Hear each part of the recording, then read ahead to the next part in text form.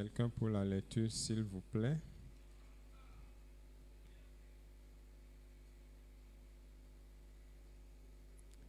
Luc 14, 28 à 30. Quelqu'un pour la lecture, s'il vous plaît?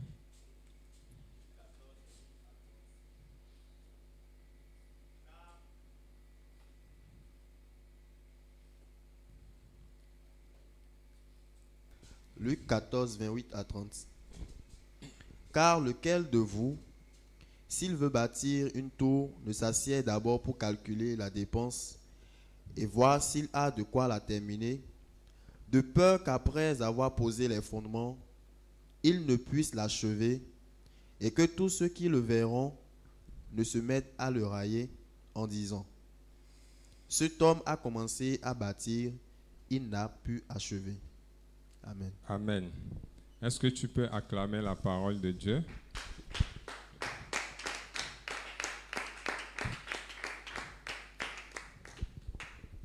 Bâti avec l'Éternel. Et quand on parle de bâti,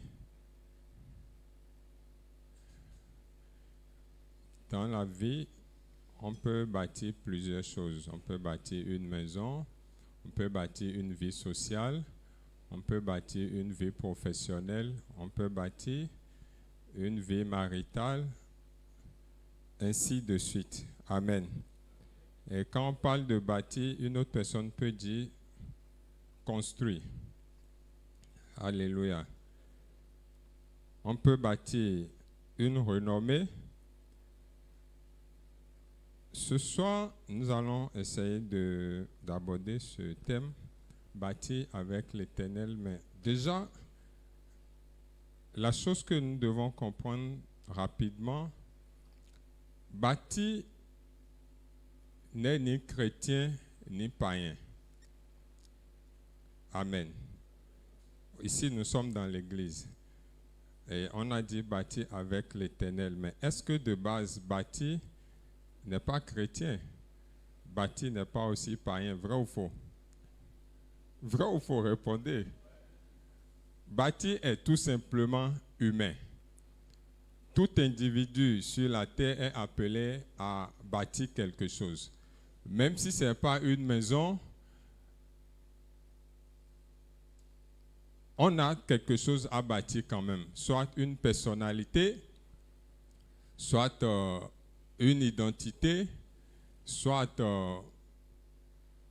bâtir un projet. Il y a tellement de choses qu'on peut citer. Si on prend un homme qui décide de se marier, il veut bâtir une vie de couple. Alléluia, vrai ou faux? Mais pour bâtir une vie de couple, est-ce qu'il faut forcément être chrétien ou il faut forcément déclarer que je suis païen? Amen. Tout simplement, il faut être humain. Il faut être un homme pour pouvoir épouser une femme. Alléluia. Donc, bâtir, déjà, n'a pas pour connotation je suis chrétien ou je suis païen. De base, tout individu, homme comme femme, qui a une tête, 2 bras, 2 pieds et tout le reste, peut décider de bâtir quelque chose, de construire quelque chose dans sa vie. Amen. Et quand on parle de bâtir, un homme peut bâtir sa vie matérielle, sa vie sociale ou sa vie spirituelle, pour parler des dimensions de l'homme. Amen. Donc on peut bâtir une vie matérielle, on peut bâtir une vie sociale, comme aussi on peut bâtir une vie spirituelle. Et là, le passage de Luc dit ceci: car lequel de vous, s'il veut bâtir une tour, ne s'assied d'abord pour calculer la dépense et voir s'il a de quoi la terminer. Ici, c'est le Seigneur Jésus qui parlait. Et un peu plus haut, il avait parlé de celui qui veut le suivre et tout. Et il a introduit cette partie. Il a dit, lequel de vous, s'il veut bâtir une tour, ne s'assied d'abord pour calculer la dépense et voir s'il a de quoi la terminer. Alléluia. Tout de suite, Jésus fait appel. Jésus quitte le spirituel et il vient dans le réel. Alléluia. Parce qu'une tour se bâtit, se construit dans le réel, vrai ou faux. Et pour décider, par exemple, si je prends cet immeuble, cette maison, pour mettre cette maison sur pied, il y a eu un budget. Il y a eu un plan, vrai ou faux. Et tout ceci a été étudié. Et c'est dans ce sens que Jésus était en train de parler. Il a dit, est-ce qu'un homme qui a toute sa tête, qui a toutes ses facultés en place, peut se lever et décider qu'il veut bâtir quelque chose sans pour autant calculer d'avance ce que cela va lui coûter. Amen. D'où le premier point dont nous allons parler ce soir. Utiliser son cerveau. Alléluia. Chacun de nous en tant qu'individu, je ne parle pas encore de chrétiens, en tant qu'individu, en tant qu'homme, en tant que femme, Dieu nous a créés et Dieu nous a dotés d'un cerveau. Et Dieu nous a donné un cerveau pour que ce cerveau, nous puissions l'utiliser. Amen. Nous puissions tourner ce cerveau parce que ce cerveau a des facultés, a des capacités qui vont nous aider à nous accomplir ou à aller là où on veut dans la vie. Alléluia. Sans cerveau, un homme ne peut pas devenir intelligent, ou du moins, un homme ne peut pas faire remarquer son intelligence. Vrai ou faux? Vrai ou faux? Parce que quand on prend deux personnes pour dire que X est intelligent plus que Y, c'est en fonction de ce qui sort de la tête de l'un par rapport à l'autre. Vrai ou faux? Si nous prenons notre père, c'est très père, papa, quand il raisonne, tu sais qu'il est intelligent. Mais qu'est-ce qui te fait dire qu'il est intelligent? C'est son cerveau. C'est la manière dont il utilise son cerveau, vrai ou faux? Et rapidement, pour faire court, quand Jésus parle de calculer, si quelqu'un ne décide pas d'utiliser son cerveau, il ne peut pas décider de s'asseoir et de faire un point et de faire un calcul par rapport à ce qu'il veut bâtir. Alléluia. Seul un insensé peut se lever et dire, je veux faire une maison de 3 niveaux sans pour autant prendre le soin de voir, d'évaluer pour voir si il en a les capacités. Alléluia. Et quand on parle de cerveau, bien-aimé, le cerveau dans l'individu est très important et très capital et d'ailleurs indispensable. Autant que nous sommes, nourrir notre intellect, nourrir notre cerveau, se cultiver est important et capital pour chacun autant que nous sommes. Parce que quand tu n'es pas intelligent, quand tu ne développes pas ton cerveau, il y aura des niveaux, il y aura des endroits où tu ne peux jamais, au grand jamais, prendre la parole. Parce que quand on met le sujet sur la table, quand toi-même tu regardes le sujet, tu te regardes, tu sens que tu es vide dedans. Vrai ou faux? Tu sens que tu es vide dedans. Il n'y a pas à faire de Saint-Esprit, viens m'inspirer. Tu ne connais pas, tu ne connais pas. Amen. Mais si tu avais au préalable chargé ton cerveau, quand tu es à la table des grands, tu peux parler. Parce qu'à la table des grands, on parle des grandes choses, vrai ou faux? On ne parle pas de je n'ai pas mangé il y a 3 jours et mon voisin m'a fait palabre. Non, non, non. On parle des vraies choses. Amen. Mais il faut, quand tu es cultivé, quand ton cerveau est cultivé, tu es capable de placer, de dire ton mot. Tu es capable de partager ce que tu connais. Amen. Si tu es là, acclame le nom de l'Éternel.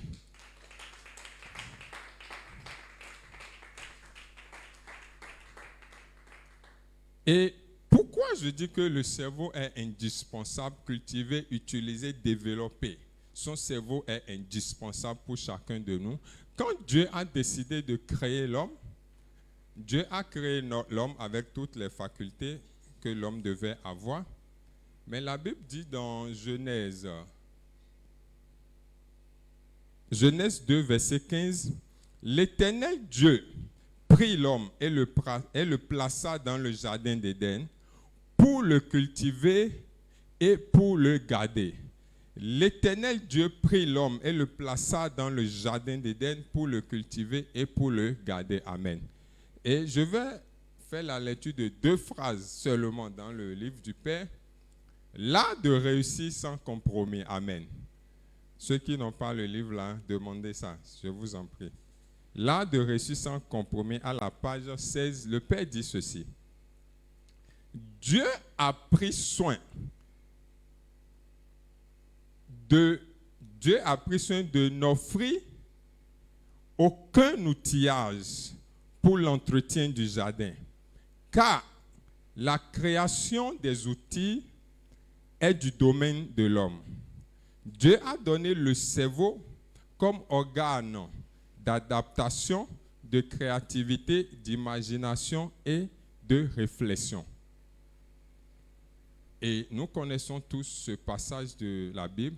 Quand Dieu a créé l'homme et Dieu a placé l'homme dans le jardin, Dieu a créé les animaux, tout ce que vous connaissez.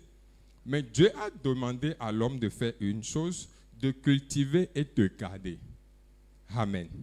Et le Père a ressorti une chose ici. Le Père a dit, quand Dieu a placé l'homme dans le jardin, Dieu n'a pas donné à l'homme les outils qu'il faut pour cultiver et pour garder. C'est vrai, vrai ou faux?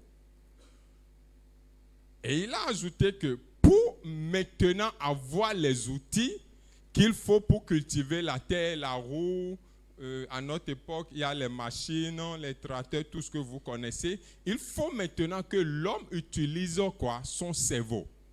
Mais pour utiliser son cerveau, est-ce que l'homme va se lever tout de suite et déclarer comme Dieu, roue apparaît et roue va apparaître? Ou bien l'homme va déclarer tracteur apparaît et tracteur va apparaître. Alléluia. L'homme n'avait pas cette dimension. Vrai ou faux? Et c'est en cela l'homme était obligé de faire quoi? De mettre son cerveau en marche pour pouvoir atteindre l'objectif que Dieu lui a assigné. Autrement dit, cultiver et garder pour l'homme à cet instant, au fait, pour lui, était carrément un projet de vie ou carrément sa destinée. Parce que l'homme devait cultiver et garder tout le temps où Dieu aurait souhaité. Amen. Donc c'est carrément un projet de vie, c'est carrément la destinée de l'homme à cet instant. Parce que quand il va commencer par cultiver, garder, il faut qu'il perfectionne ça, il faut qu'il évolue, il faut qu'il soit créatif, il faut qu'il ajoute de nouvelles choses, ainsi de suite. Alléluia.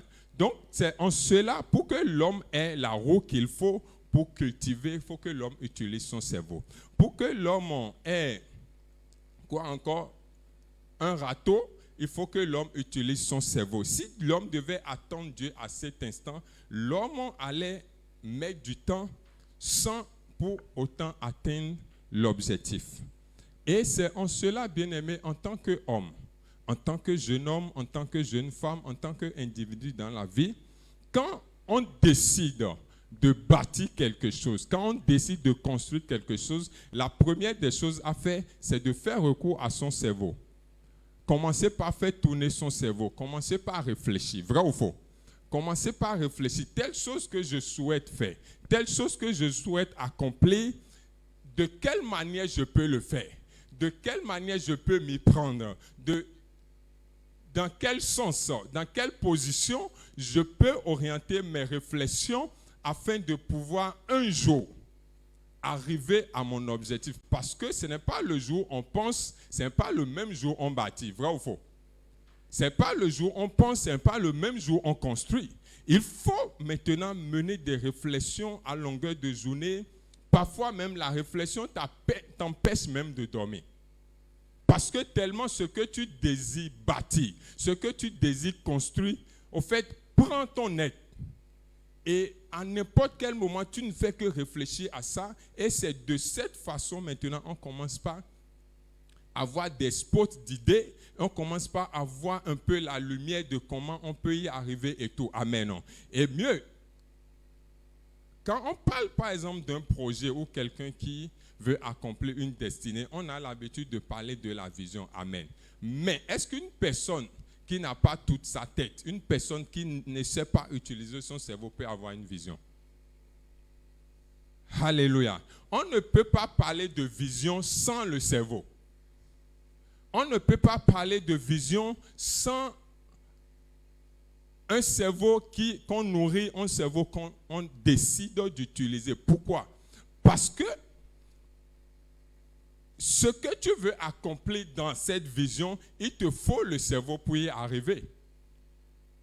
Si on prend un fou qui, vraiment, excusez le mot, si on prend un fou qui est dans la rue,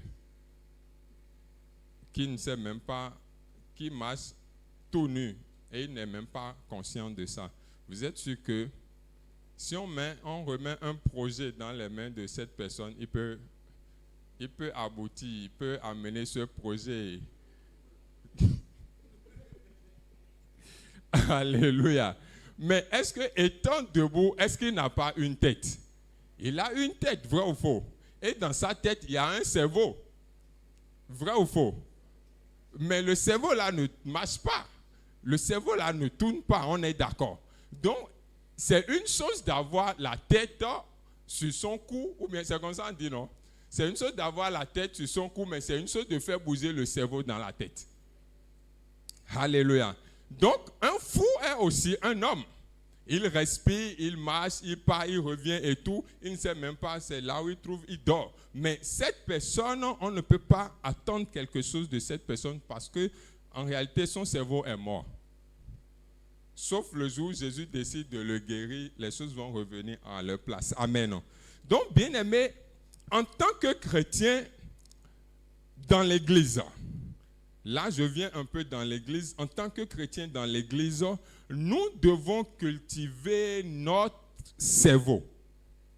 Le Père a l'habitude de nous dire, il a l'habitude de répéter, autant que ça dépend de vous, cultivez-vous. Lisez les livres. Faites des recherches. Parce que demain est loin. Tu ne sais pas là où tu vas te retrouver demain. Alléluia. Aujourd'hui, on est en train de chercher les opportunités à gauche, à droite et tout. Les opportunités ne sont pas en train d'arriver. Mais en ce moment où l'opportunité n'est pas encore arrivée, qu'est-ce que nous sommes en train de faire pour avoir un bagage intellectuel qu'il faut? Parce que si on ne prend pas le soin de se cultiver, on ne prend pas le soin de nourrir son cerveau lorsqu'on n'a pas encore les opportunités qui vont nous charger à longueur de journée, quand l'opportunité viendra, on ne sera pas qualifié pour. Parce que, je vous assure, quand on te donne un projet, et on te dit, ce projet, chaque jour, tu es capable de gagner 2 millions de francs CFA. Mon frère, tu n'as plus le temps d'aller faire des recherches. Tu n'as plus le temps d'aller acheter un livre que tu veux lire. Tout de suite, ton objectif devient comment gagner, comment ne pas rater ces 2 millions par jour. Mais le piège est que devant, ce projet va demander un niveau que tu n'as pas encore. Alléluia. Mais est-ce que aujourd'hui nous sommes en train de comprendre ces choses? Le Père a dit, Dieu a donné le cerveau comme organe d'adaptation, de créativité, d'imagination et de réflexion. Ça veut dire, au fait, le Père allait vraiment loin. Ça veut dire que même dans les situations de la vie, quand nous n'arrivons pas à nous adapter, en réalité, notre cerveau n'a pas été assez équipé. Est-ce que quelqu'un me suit là? Il a dit, le cerveau, Dieu a donné le cerveau comme organe d'adaptation. La première chose qu'il a soulevée, c'est ça. Donc ça veut dire que dans la vie, quand tu as un cerveau bien fait, peu importe la situation qui va arriver, ça sera dur, ça sera difficile, mais tu réussiras à t'adapter parce que dans ton cerveau, c'est blindé dedans. Tu sais comment l'orienter, tu sais comment faire. Et quand on a un cerveau équilibré, bien aimé, d'une manière ou d'une autre, on a un mental solide. Alléluia. Quand on a un cerveau équilibré, d'une manière ou d'une autre, on a un mental solide pour pouvoir affronter les défis de la vie. Et l'autre chose, Le cerveau permet la créativité. Ça veut dire que ce que tu as commencé, tu as décidé de faire, en fait, tu as bâti cette chose, oui, mais est-ce que ça va demeurer ainsi toute ta vie? Il faut 1 an, 2 ans, passe 3 ans, passe. Il faut penser créativité. Il faut penser comment rénover cette chose pour rester dans la mode. Amen. Pour rester dans son temps. La belle preuve, nos portables, on fait les mises à jour au fur et à mesure, vrai ou faux. Si on fait même les mises à jour des portables au fur et à mesure, il faut faire les mises à jour du cerveau. Ce qui permet de faire quoi?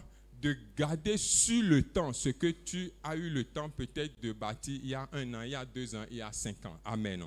Si tu es là, acclame le nom du Seigneur.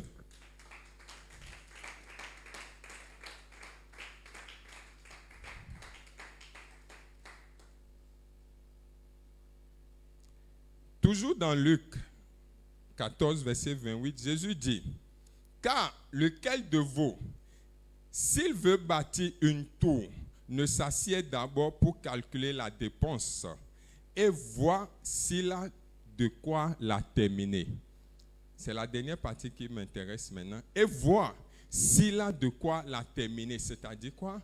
Cette partie fait appel à une chose. Quand tu commences par réfléchir par rapport à ce que tu veux bâtir, si c'est une maison, si c'est un projet, si c'est une personnalité, si c'est ton mariage et tout, cela doit t'amener à te poser une question ou cela va t'amener à aller faire une chose, à aller voir les ressources que tu as à ta disposition. Et c'est en cela le deuxième point, réunir ces ressources avant de passer en action. Réunir ces ressources avant de passer en action. Pourquoi? Parce que après la réflexion, après le temps de calcul, après le budget et tout, il faut maintenant voir, est-ce que si ton budget, par exemple, que tu as fait pour bâtir une maison, c'est un exemple, le budget s'élève peut-être à 10 millions. Amen. Il faut que maintenant tu arrives à aller regarder sur ton compte bancaire si ce que tu as là-bas atteint 10 millions. Amen. Vrai ou faux? Il faut que tu saches quel montant tu as à la banque. Est-ce que ça atteint juste les 10 millions ou bien tu as ça au-delà? Ou bien ce que tu as, c'est 5 millions, cela va t'amener à savoir si tu peux déjà commencer ou si tu dois attendre un peu. Alléluia. Parce que évaluer ces ressources permet de savoir si on peut se lancer ou non.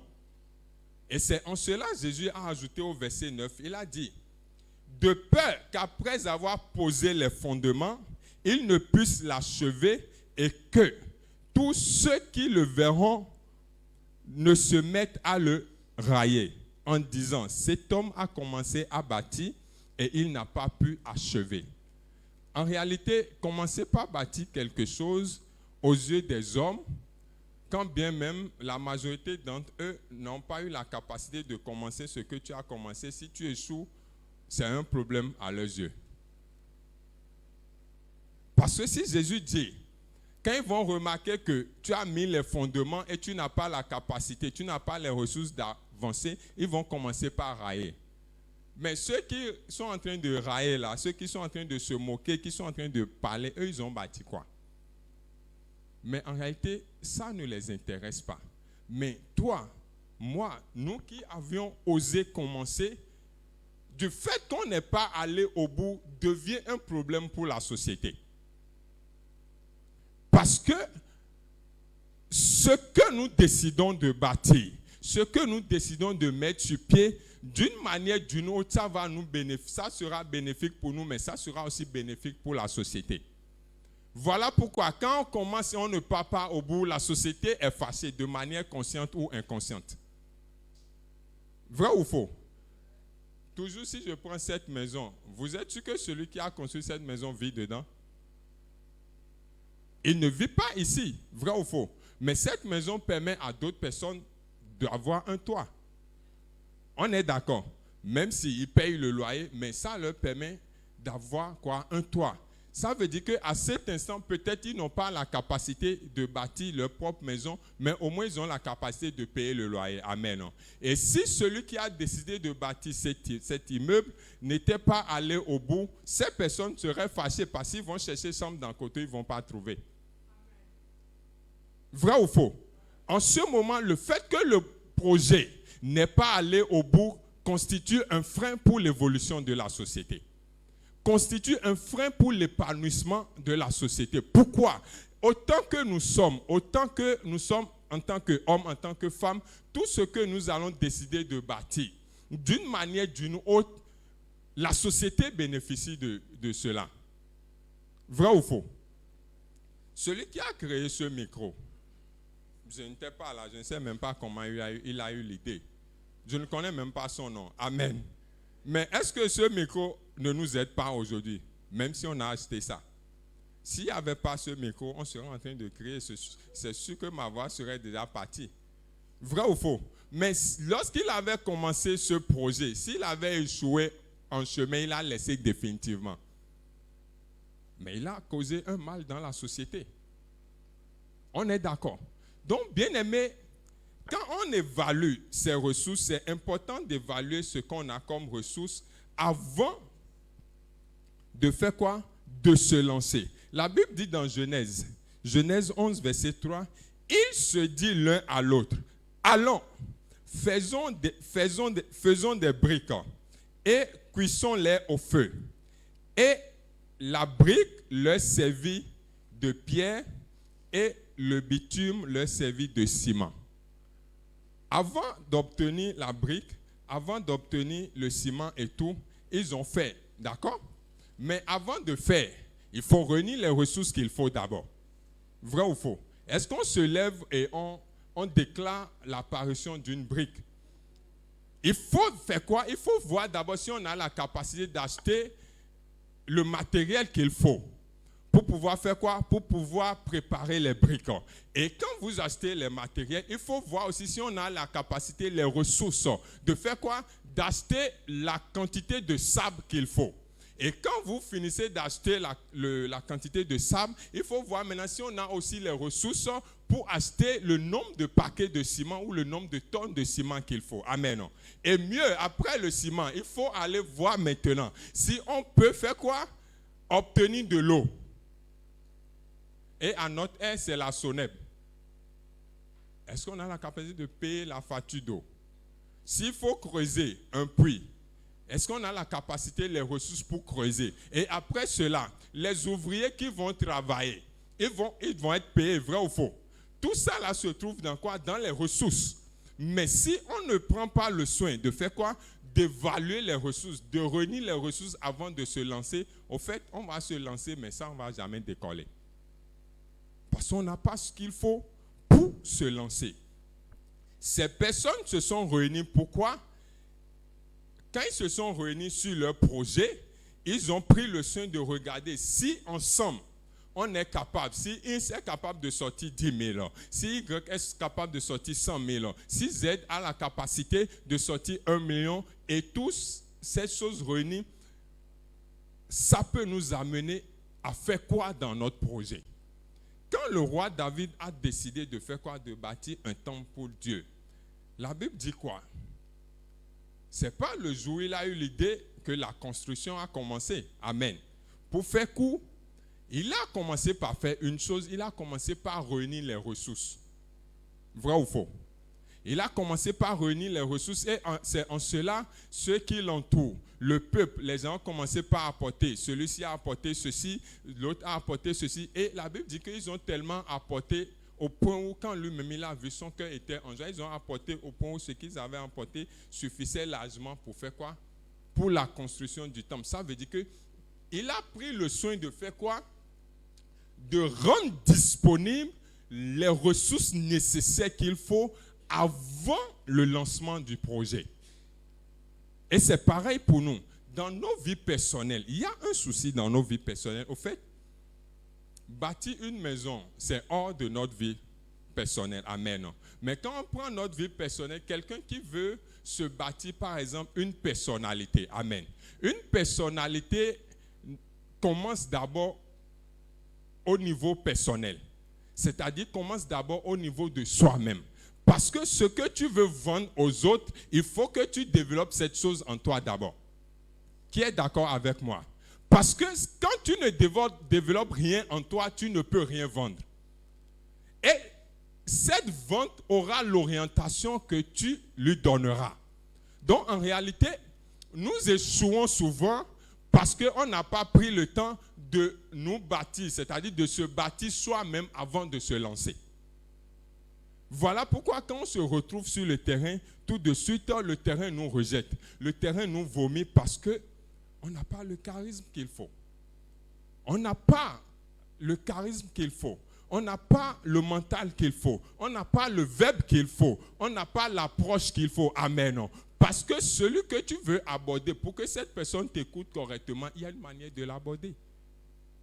Vrai ou faux? Et toutes ces choses font partie de nos ressources. Amen. Parce que, bien-aimé, bâtir n'est pas facile. Bâtir est difficile.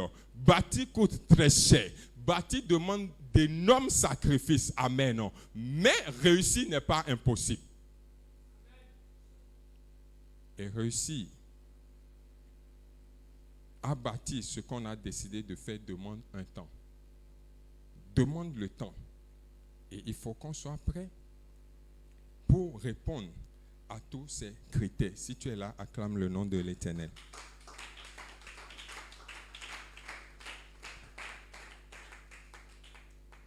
Et le troisième point, pour finir, pourquoi il faut bâtir avec l'Éternel? Là, je veux parler à nous les chrétiens parce que dans le monde, nous voyons des gens qui ont bâti des choses vraiment énormes, des choses vraiment terribles et ils n'ont pas Dieu. On est d'accord. On est d'accord. Mais en tant que chrétien, on est appelé aussi à bâtir des choses. On est appelé aussi à laisser notre influence dans la société, dans le monde avant de partir. Amen. Et en tant que chrétien, pourquoi bâtir avec l'Éternel? Bâtir avec l'Éternel parce que sur le chemin de la construction, sur le chemin où on est en train de bâtir quelque chose, bien aimé, il nous faut une dimension qui dépasse la dimension physique et la dimension intellectuelle. Amen. Il nous faut, chemin faisant, il nous faut la dimension qui dépasse notre intellect, qui dépasse nos ressources financières, amen, qui dépasse nos relations, amen, qui dépasse notre influence auprès des autres. Il nous faut cette dimension afin de pouvoir faire quoi? Aller et tenir sur le temps. Parce qu'il y a une chose de bâtir, mais l'autre chose de tenir sur le temps. Il y a beaucoup qui ont bâti des fortunes, qui ont bâti des choses compliquées, mais aujourd'hui, ils n'ont plus rien. Ils ont chuté totalement. C'est les choses de la vie, mais comment commencer si fort et de ton vivant même, tu chutes à un niveau où, quand toi-même tu te regardes, tu te poses la question pourquoi tu es arrivé sur la terre. Et pour que cela ne nous arrive pas en tant que chrétiens, il faut associer maintenant l'Éternel déjà à la base. Quand vous regardez les païens, ceux qui sont vraiment païens, qui ont conscience de leur bord, et quand vous regardez ce qu'ils ont réussi à accomplir dans la vie bien-aimée, vous remarquez qu'ils ont un niveau spirituel, pour autrement dire, ils ont une relation très avancée avec une divinité. Alléluia. Parce que ils ont besoin de cette puissance, de cette force, la force de cette divinité, afin de pouvoir faire quoi? Afin de pouvoir garder ce qu'ils ont réussi à construire sur le temps qu'il faut. Et c'est en cela, pour nous les chrétiens, Dieu nous a donné le Saint-Esprit. Tout de suite, quand nous recevons le Seigneur Jésus-Christ, Dieu nous a donné le Saint-Esprit afin que déjà au début, qu'on ait cette puissance qui pourra nous accompagner. Pourquoi Jésus a pris le soin de dire, lorsque le consolateur sera là, il vous conduira en toutes choses, il vous conduira dans toute la vérité. Amen. Est-ce que toute la vérité est seulement la Bible? Est-ce que toute chose est seulement ce qui est écrit dans la Bible? Non. Toute la vérité, toute chose dont Jésus parlait va au-delà de ça. Pourquoi? Parce que le Saint-Esprit qui veut nous conduire, il veut nous conduire à accomplir notre vie sur terre, c'est-à-dire notre vie chrétienne. Amen. Mais est-ce que avant de construire la vie chrétienne, il faut aussi construire la vie sociale, il faut construire la vie matérielle? Vrai ou faux? Quand Dieu a appelé Abraham, quand Dieu est allé rencontrer Abraham et tout, il a dit, sors de ton pays, tu iras dans le pays que je te montrerai et tout. Quand on étudie la vie d'Abraham, on a remarqué que Abraham a réussi sur toute l'année. Abraham n'a pas réussi seulement sa vie spirituelle, vrai ou faux? Abraham a réussi sa vie matérielle, il a réussi sa vie sociale, il a réussi sa vie spirituelle. Pourquoi? Parce que le Dieu qui nous conduit, le Saint-Esprit qui nous conduit, nous permet de réussir dans toutes les dimensions de l'homme. Voilà pourquoi il nous faut réellement nous associer avec Dieu dans tout ce que nous décidons de bâtir ou dans tout ce que nous décidons de construire. Amen.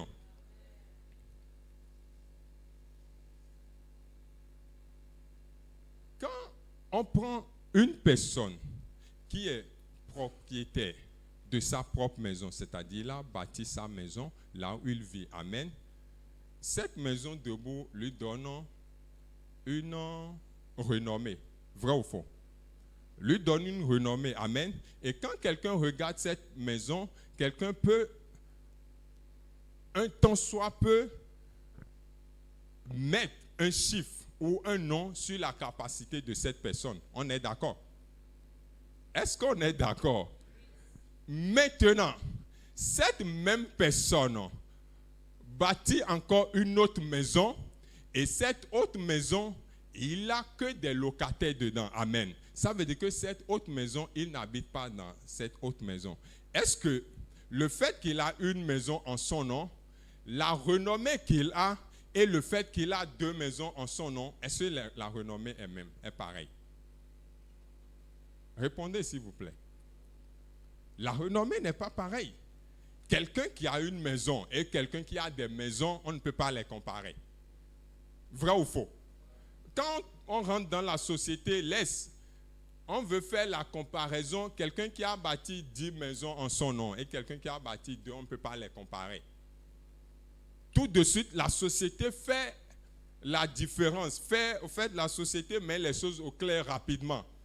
Il n'y a pas de sentiment dedans. Amen. Non. Mais est-ce que vous pensez que pour garder, pour maintenir toute sa vie, une maison là où il vit, et maintenir toute sa vie 10 maisons debout, c'est la même dimension spirituelle? Alléluia. Maintenir une maison, ça c'est un exemple très simple pour faire passer la pensée. Maintenir une maison debout toute sa vie et maintenir 10 maisons debout toute sa vie ne demande pas la même dimension spirituelle. Ne demande pas le même travail spirituel. Amen. Parce que lorsque le proprio va se lever et va se présenter dans une de ces maisons où il y a des locataires, tout de suite, le visage sur lui change. Peut-être c'est lui, quand il rentre chez lui, les enfants l'appellent papa. Mais quand il rentre dans la maison, il y a ses locataires, on le respecte. Le proprio est arrivé. Est-ce que c'est même nom là? Alléluia. Et quand il parle là où il collecte son argent, il y aura des gens dedans. Peut-être qu'il ne trouve pas le loyer à temps. Il suffit quand on voit sa tête, la pensée monte dans le cœur. Est-ce que ce monsieur ne peut pas mourir, j'aurai la paix? Et il y a des locataires dans ce pays qui font des fétiches pour que le propriétaire ne vienne jamais demander l'argent. Oui, c'est la réalité de l'Afrique. Qui font des vrais fétiches pour que le propriétaire oublie le loyer. Et imagine si le propriétaire n'est pas balèze spirituellement, mais il sera emporté. On m'a raconté il n'y a pas longtemps l'histoire d'un démarcheur. Le jour-là même, j'étais même assis avec lui, je mangeais, je ne savais même pas que c'était un démarcheur. Et c'est le monsieur qui arrive, qui dévoile tout. J'ai dit, yeah, mamie. Lui, il est démarcheur de fonction. Et une maman a eu confiance en lui. Et la maman lui a confié toute sa maison pour qu'il fasse quoi? Qu'il gère la maison. La seule chose qu'il a fait, c'est d'aller collecter les loyers chaque fin du mois et de venir déposer à la dame en prenant bien soin d'enlever sa part. C'est 10%. Amen. Mais quelque chose s'est passé. Non seulement le loyer des chambres, lui en tant que gestionnaire, en tant que démarcheur, il a augmenté les loyers des chambres d'abord. Et là où il devait prendre 3 mois de caution, il a pris 1 an de caution chez les locataires. Et il a remis tout l'argent. Il est parti en cavale. Imagine comme ça, tu mets ta maison à quelqu'un comme ça de gérer. Il va faire fétiche pour que tu meurs. Parce qu'il est parti avec l'argent. On l'a cherché. Je dis, dans ce petit coton, on l'a cherché, on ne l'a pas trouvé. Vous pensez qu'on ne l'a pas trouvé, c'est un hasard. Il n'est pas seul. Parce qu'il sait ce qu'il a fait. Mais comme on le dit, un jour, comme c'est son habitude, un cas l'a amené à la prison civile de Cotonou. Et fortuitement, la maman aussi avait quelque chose qu'elle devait aller faire là-bas. Elle tombe sur le gars. Elle a ajouté son dossier au dossier qui était déjà là. Alléluia. Vous voyez, donc, au fait, en tant que chrétiens, dans ce monde que nous sommes, tout ce que nous sentons ou nous ressentons que nous sommes capables de bâtir, le niveau que nous sommes capables d'aller dans les affaires, le niveau que tu es capable d'aller dans ton domaine d'activité, le niveau que tu es capable d'aller dans la société bien-aimée, il faut une spiritualité proportionnelle ou supérieure à ce niveau. Sinon, tu vas voir tes efforts comme ça, mais tu ne mangeras pas. Tu iras au paradis, mais sur la terre, tu ne mangeras pas tes efforts. Parce qu'un homme plus puissant spirituellement s'est levé et a décidé de t'écouter la vie. Alléluia. Et pourquoi l'autre chose, pourquoi il faut associer Dieu quand on veut bâtir des choses? Parce que beaucoup de désirs montent dans nos cœurs. Nous avons tellement d'ambitions, mais Dieu n'est pas forcément dans toutes ces ambitions.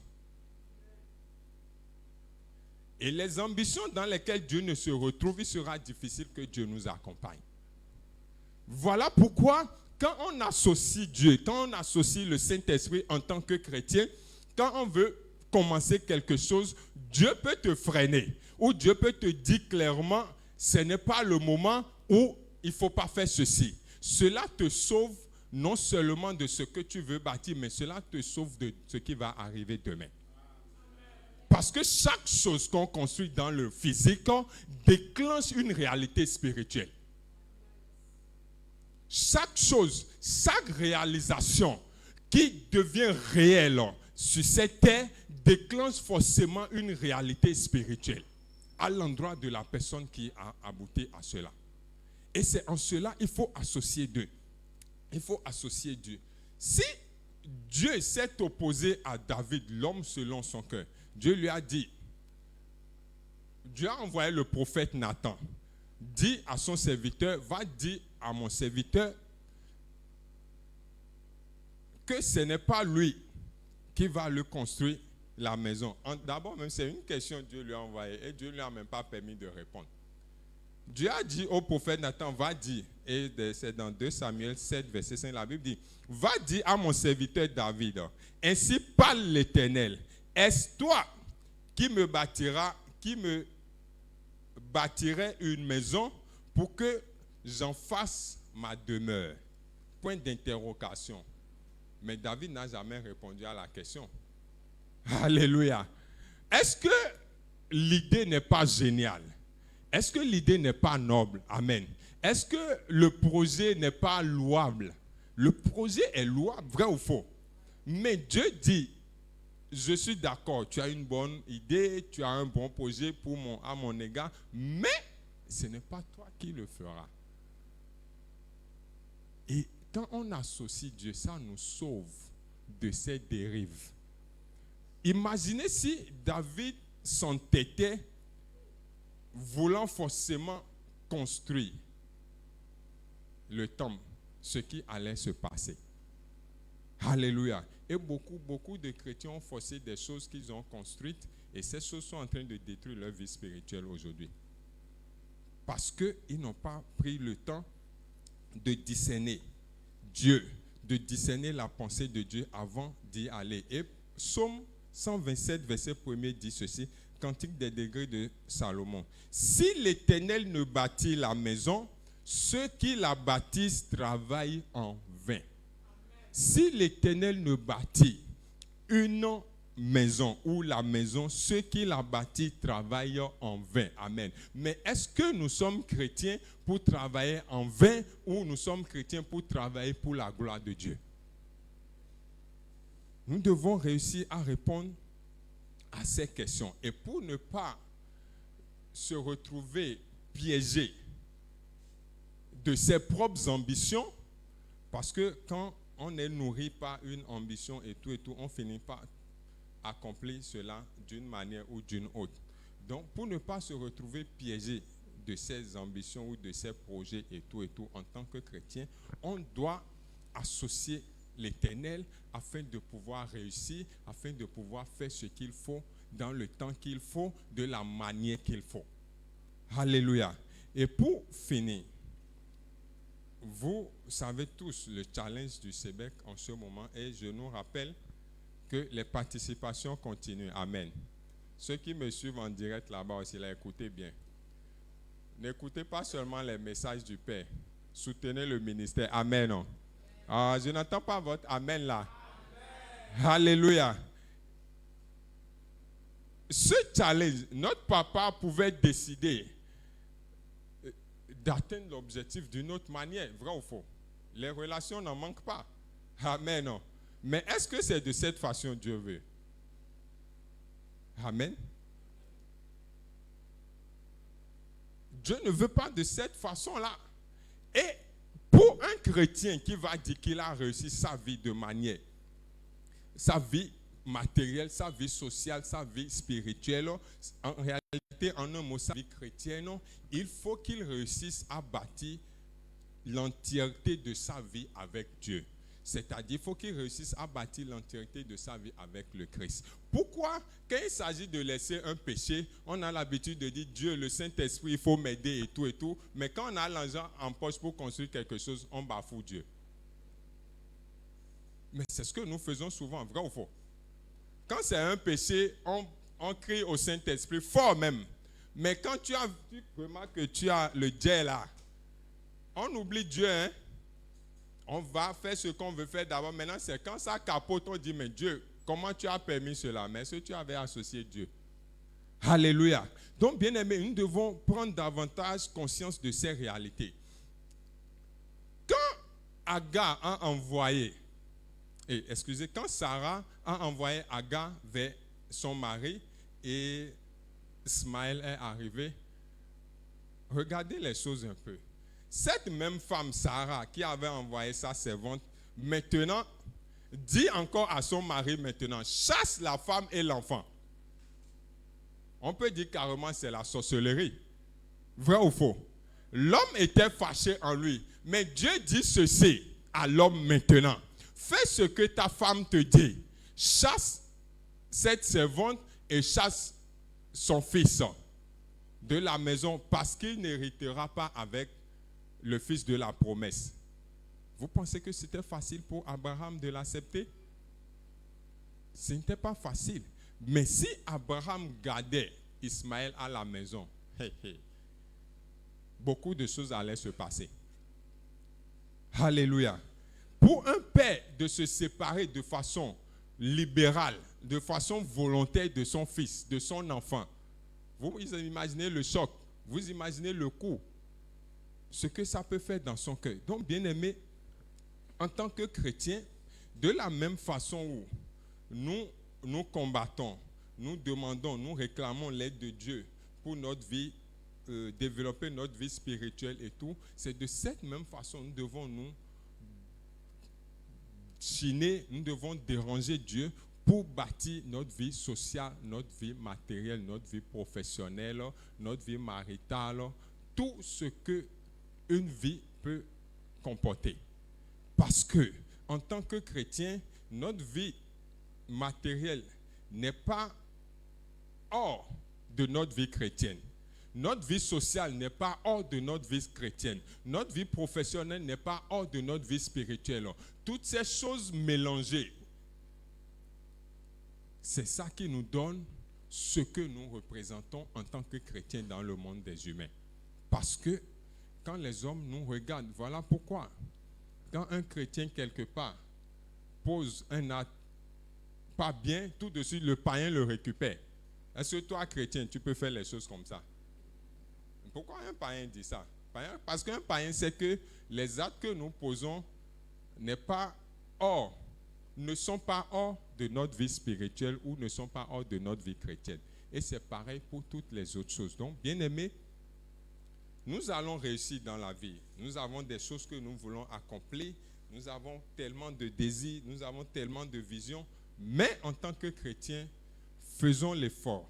Prenons la décision, la ferme décision de faire quoi? D'avancer avec Dieu à chaque étape. D'avancer avec le Christ à chaque moment. Si Dieu dit, arrête-toi, il faut t'arrêter. Si Dieu dit, va à une vitesse de 3 km par heure, il faut aller à cette vitesse-là. Si Dieu dit, va vite, il faut aller vite. C'est cela qui nous préserve en tant que chrétiens. Pourquoi? Parce que le top que Dieu donne à un chrétien, Dieu se trouve dans ces tops. Et tout ce qui va arriver comme réalité, Dieu prend toujours le soin de faire quoi? De couvrir, Dieu prend toujours le soin de protéger et Dieu prend toujours le soin d'aider jusqu'à arriver à terme. Si tu es là, acclame le nom du Seigneur.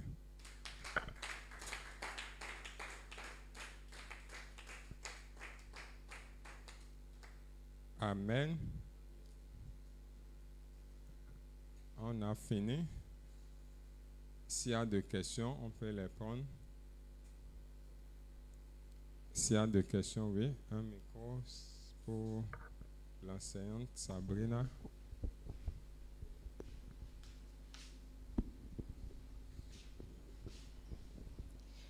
Merci à l'enseignant pour son message. Ma question est celle-ci. Au vu de votre développement, j'aimerais savoir quelle est la place du risque. Parce que parfois on dit qu'il faut prendre parfois des risques. Et si je me réfère au cas de David, lorsque David s'est retrouvé sur le champ de bataille, est-ce que David a eu le temps de consulter Dieu avant d'aller affronter Goliath? Ok. C'est bon? Qui veut répondre? Qui veut donner une réponse rapidement? Tu veux répondre? Passez un micro à notre frère. À notre frère juste. Viens. Non, faut venir ici pour que le monsieur en face de moi là, puisse te prendre, quoi. Oui. Moi, je dirais pourquoi David n'a pas cherché à consulter Dieu avant de combattre Goliath. C'est parce que Goliath combattait Dieu. Et lui, il était de Dieu. Donc tout ce qui venait contre Dieu venait aussi contre lui. Donc il s'est vu en fait en position de pouvoir combattre dans la volonté de Dieu. C'est pourquoi il n'a pas cherché à consulter Dieu. Amen. Acclamez le Seigneur pour sa vie. Ok, la journaliste internationale, micro pour elle. S'il te plaît, si tu peux avancer, ça serait bien. Là, ils vont pour les... Viens seulement, entre seulement dedans. Alors, moi, je dirais que on ne peut pas dire que David a consulté Dieu ou qu'il n'a pas consulté Dieu. Parce que, selon moi, ma compréhension, Goliath ne représentait absolument rien face à David.